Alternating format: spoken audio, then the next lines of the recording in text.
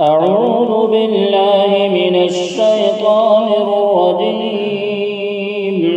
بسم الله الرحمن الرحيم.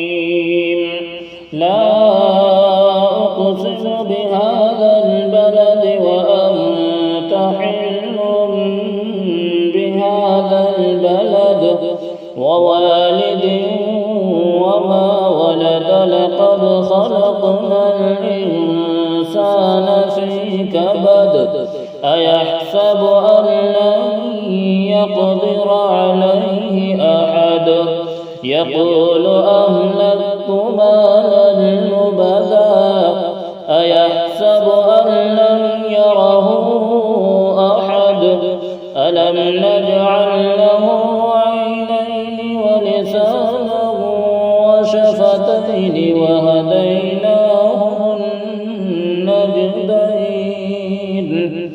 فلاقتحم العقبة وما أدراك ما العقبة فك رقبة أو إطعام في يوم ذي مسغبة يتيما ذا مقربة أو مسكينا ذا متربة ثم كان من الذين آمنوا وتواصوا بالصبر وتواصوا بالمرحمة أولئك أصحاب الميمنة والذين كفروا بآياتنا هم أصحاب المشأمة عليهم نار